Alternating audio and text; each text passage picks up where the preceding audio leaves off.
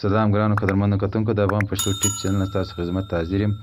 قدرمنو کتونکو زموږ نننۍ ویډیو د یوټیوب لپاره د ایډسنس اکاونټ چینج کولو په اړه کې چې څنګه کولی شو یو ایډسنس اکاونټ د خپل یوټیوب لپاره چینج کو یا بدل کو. دا په وخت کې کله چې تاسو یو چینل یا کوم بل چاته ورکړئ یا له بل چا نه واخلئ یا هم تاسو بل هېواد کې اوسېږئ هلته په یوټیوب کې کار کوئ او بیا خپل هېواد ته راسئ نو تاسو مجبور یئ چې ایډسنس اکاونټ د هغه لپاره نوی ایډسنس اکاونټ جوړ کړئ.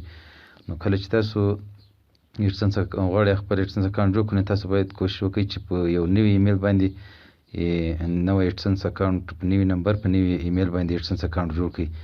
کله چې تاسو دا کار وکړئ نو ستاسو ایډسنس چې د هغه به نه ډساپروو کېږي او که ستاسو ایډسنس ډساپروو شي او تاسو بیا کوشش وکړئ چې تاسو د هماغه ډساپروو سره خپل چینل وصل کړئ نو په دې وخت کې کېدای شي ستاسو د چینل مونټایزیشن د ټول وخت لپاره ډیزیبل شي. د هغه د خلاصېدو لاره بیا شته خو مشکلات دي. تاسو بیا د یوټیوب ټیم چې د هغه سره خبرې کوئ بیا به د هغوی په مرسته تاسو کولی شئ چې د خپل چینل هغه د مونټایزیشن کې چې د ایډسنس د چینج کولو کوم اپشن د هغه فعاله شي. نو که چېرته تاسو داسې مشکل سره مخ شئ زما په چینل کې یو بله ویډیو شته چې تاسو چینل مونټایزیشن ډیسیبل شوی وي د همدې ایډسنس د چینج کولو په وخت کې نو هغه زما په دې چینل کې یو ویډیو شته که کتلی شئ هلته وګورئ. تاسو ته په دې مونټایزیشن پیج کې په داسې لیکلي یو آر نوټ الیجیبل فور مونټایزیشن. نو کله چې تاسو دا مشکل پیدا شي تاسو زما هغه ویډیو وګورئ تاسو په هغه کې مجبوره کېږئ د دې هېڅ لار نشته بغیر له دې چې د یوټیوب ټیم سره خبرې وکړئ یا د هغوی سره اړیکه ونیسئ. نو راځو د خپلې ویډیو طرف ته. کله چې تاسو ته ضرورت شو چې د ایډسنس د اکاونټ چینج کولو نو تاسو به د خپل هغه چینل د مونټایزیشن هغه پیج ته راسئ. مونټایزیشن باندې به کلیک وکړئ. له هغه وروسته تاسو دلته لیکلي دي مونټایزیشن اپشن او لاندې ورسره لیکلي once your channel is approved for monetization a visitor can start running ads on your video. په دې ځای باندې به کلیک وکړئ. کله چې دلته کلیک وکړئ نو تاسو به یو بل پیج ته راشئ د مونټایزیشن. دلته تاسو د مونټایزیشن په اړه ډېر څه لیکلي دي خو تاسو په دې کې اسوسییټ ایډسنس اکاونټ باندې به کلیک وکړئ.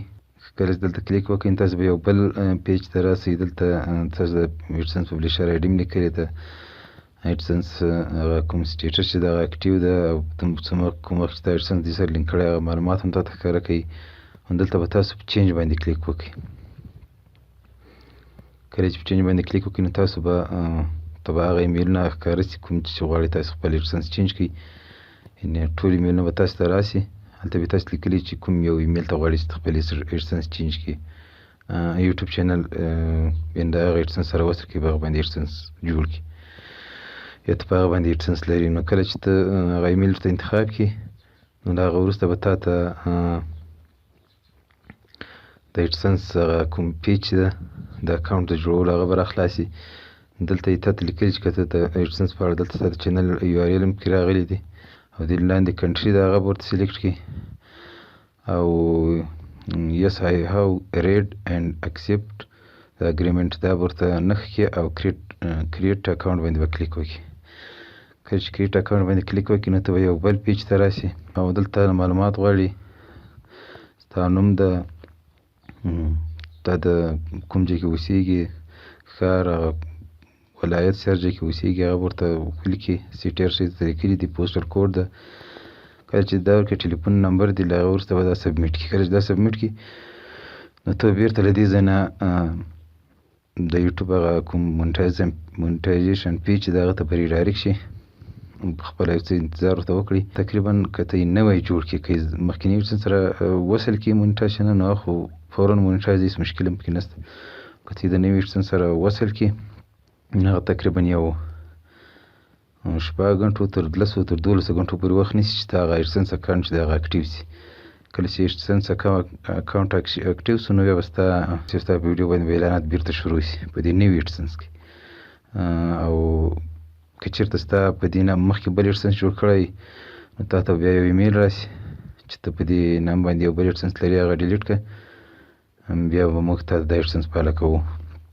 که چېرته تاسو ته داسې یو ایمیل راسي چې ته په دې نام بل ایډسنس لري هغه ډیلیټ کړه نو بیا تاسو هېڅکله کوشش مه کوئ چې بیا د دوهم ځل لپاره دا چینل بیا هم د هماغه ایډسنس سره وصل کړئ.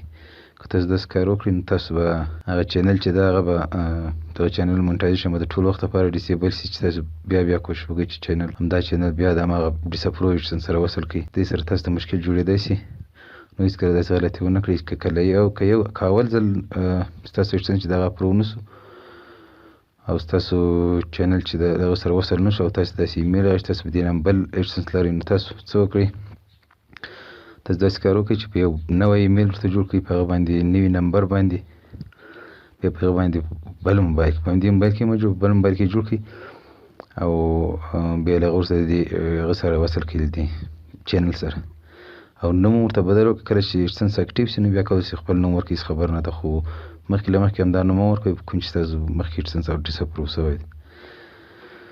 نو ته 12 ساعت وروسته به ستاسو ایډسنس اکټیو شي او تاسو ته به ایډسنس هغه چې د چینل بیا د همدې ایډسنس سره وصل شي. دا زموږ نوی ویډیو د ایډسنس په اړه. د بل ویډیو پورې ماته اجازه راکړئ. د الله په امان ښه وخت.